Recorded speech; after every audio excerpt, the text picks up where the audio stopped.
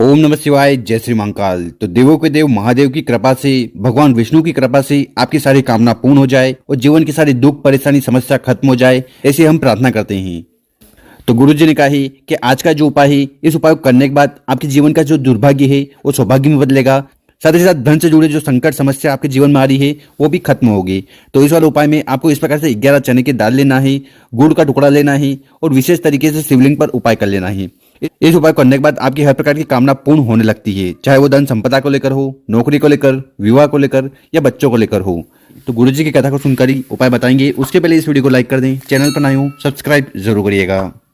तो इस वाले उपाय में जो सबसे पहले सामग्री चाहिए वो है गुड़। तो आपको इस प्रकार से 1 या 2 गुड़ के टुकड़े ले लेने हैं। इसके बाद जो अगली सामग्री है वो है बेलपत्र। तो आपको इस वाले उपाय में मात्र 1 बेलपत्र लेना है और जो बेलपत्र लो ना वो कहीं से खंडित नहीं होना चाहिए। इसके बाद जो अगली सामग्री है वो है चने की दाल। तो आपको इस प्रकार से चने की दाल लेनी है। कितनी लेनी है देखिए ये आपके ऊपर है। आप चाहो तो 7 दाने ले लो, 11 ले लो, 21 ले लो या 41 दाने ले लो। और फिर आखिरी में आपको इस प्रकार से एक तांबे का लोटा लेना है और उस तांबे के लोटे में आपको अपने घर से, अपने किचन से जल भरना है। देखिए गुरुजी जानकारी देते हैं कि यहाँ से जल भरकर शिवलिंग पर जाकर समर्पित करते हैं ना, तो इससे आपके घर में जो भी दोष है, समस्या है, बाधा है, परेशानी है वो खत्म होने लगती है। तो इस प्रकार से आपको चारों सामग्री को लेकर पहुंच जाना है शिव मंदिर। और ये वाला जो उपाय है ये आप सुबह भी कर सकते हो और शाम को भी कर सकते हो, तो समय की कोई भी पाबंदी नहीं है। और शिव मंदिर में जाकर सबसे पहले आपको उत्तर दिशा की तरफ मुंह कर बैठ जाना है और विशेष तरीके से उपाय करना है। देखिए शिवलिंग पर जब भी कोई चीज चढ़ाई जाती है उसका कुछ ना कुछ कारण होता है। तो शिवलिंग पर बेलपत्र इसलिए समर्पित किया जाता है ताकि आपकी जो कामना है, इच्छा है वो पूर्ण हो पाए। साथ ही साथ भगवान भोलेनाथ को बेलपत्र बहुत ज्यादा प्रिय है। उसी प्रकार से शिवलिंग के ऊपर चने की दाल का उपाय इसलिए किया जाता है ताकि आपकी जो आर्थिक समस्या आ रही है, कर्ज से जुड़ी समस्या आ रही है वो खत्म हो पाए। उसी प्रकार से शिवलिंग के ऊपर गुड़ का उपाय इसलिए किया जाता है ताकि आपके जीवन में जो अंधकार है वो समाप्त हो पाए और तेज की वृद्धि हो।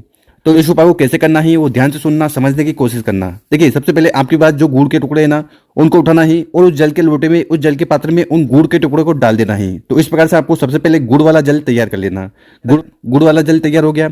इसके बाद आपके पास जितनी भी चने की दाल हो, ठीक है, चाहे वो 7 दाने हो, 11 दाने हो, 21 हो या 41 हो, एक एक दाना उठा उठाकर आपको शिवलिंग के ऊपर समर्पित करते जाना है।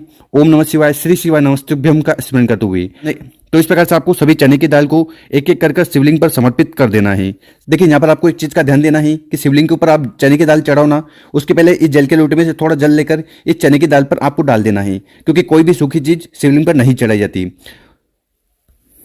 तो इस प्रकार से आपको चने की दाल को समर्पित कर देना है। इसके बाद आपके पास जो एक बेलपत्र है उसको उठाना है, अपने सीधे वाले हाथ में रखना है और आपको भगवान भोलेनाथ से प्रार्थना करना है कि आपके जीवन में जो भी दुख है, परेशानी है उन्हें खत्म करें, आपकी जो कामना है उन्हें पूर्ण करें। देखिए वो कामना किसी भी प्रकार की हो सकती है, व्यापार को लेकर हो सकती है, नौकरी को लेकर, धन संपदा को लेकर, बच्चों को लेकर या आपके विवाह को लेकर। तो कैसी भी कामना है ना तो उसके लिए प्रार्थना करते हुए वो एक बेलपत्र आपको शिवलिंग के ऊपर समर्पित कर देना है। ओम नमः शिवाय, श्री शिवाय नमस्तुभ्यम का स्मरण करते हुए। बेलपत्र की डंडी होगी जलाधार की तरफ, बड़ी पत्ती होगी आपकी तरफ। और इसके बाद आपके पास जो गुड़ वाला जल है ना उसको उठाना है और धीरे धीरे कर पूरा का पूरा जल आपको शिवलिंग के ऊपर समर्पित कर देना है। शिव पुराण का जो मूल मंत्र है उसका स्मरण करते हुए बस इतना सा उपाय करना है। इसके बाद यहाँ पर जल चढ़ाओगे तो जल बहता हुआ जलाधारी के बीच से होकर नीचे आएगा।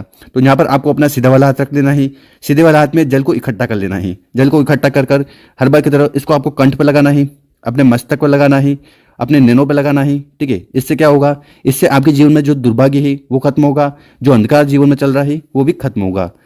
तो इस प्रकार से आपको पहला वाला उपाय कर लेना है। गुरुजी ने कहा है कि इस उपाय को करने के बाद आपकी हर प्रकार की कामना पूर्ण होगी और समस्या खत्म होने लगेगी।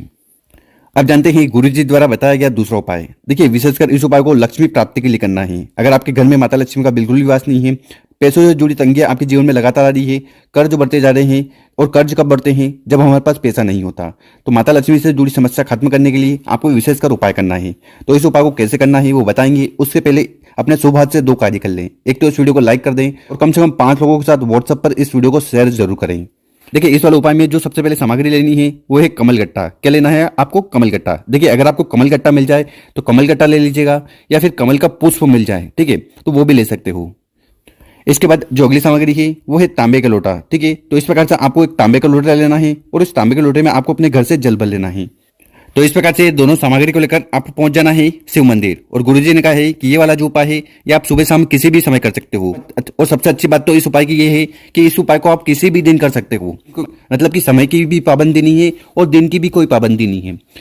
तो सबसे पहले शिव मंदिर में जाकर जो भी पूजन पाठ आपको करनी है, जो भी सामग्री समर्पित करनी है वो समर्पित कर दीजिएगा। उसके बाद आपको विशेष कर उपाय करना है। देखिए, आप कमलगट्टे का शिवलिंग पर उपाय करते हो ना, तो इससे माता लक्ष्मी बहुत ज्यादा प्रसन्न होती है। क्यों? क्योंकि कमलगट्टा माता लक्ष्मी को प्रिय है।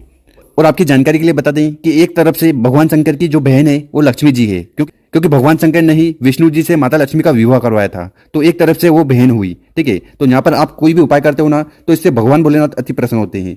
तो इस वाला उपाय में करना क्या है कि आपके पास जो कमलगट्टा है ना उसको उठाना है और जल के लोटे में डाल देना है। ठीक है, तो इस प्रकार से आपको जल का लोटा तैयार कर लेना और इसको उठाकर आपको धीरे धीरे कर पूरा का पूरा जल शिवलिंग के ऊपर समर्पित कर देना है। ओम नमः शिवाय, श्री शिवाय नमस्तुभ्यम का स्मरण करते हुए बस इतना सा उपाय करना है। और आपकी जो भी कामना है, धन से जुड़ी, कर्ज से जुड़ी या आर्थिक समस्या से जुड़ी, वो आपको भगवान शंकर को कह देना है। साथ ही साथ आपको माता लक्ष्मी जी से भी प्रार्थना कर लेना है। तो गुरु जी द्वारा बताया गया बहुत ही अचूक और विशेष उपाय है, कर जरूर देखिएगा। आपकी कामना तो पूर्ण होगी। साथ ही साथ जो भी आर्थिक समस्या आ रही है, जो भी धन से जुड़ी समस्या आ रही है, वो भी खत्म होने लगेगी। तो इस प्रकार से आज आपको 2 उपाय कर लेना है। अगर आपको वीडियो अच्छी लगी हो ना, तो इस वीडियो को 5 लोगों के साथ व्हाट्सएप पर जरूर शेयर करें और उन लोगों की मदद करें। ओम नमः शिवाय। तो चलिए मिलते हैं हम आपसे अगली वीडियो में।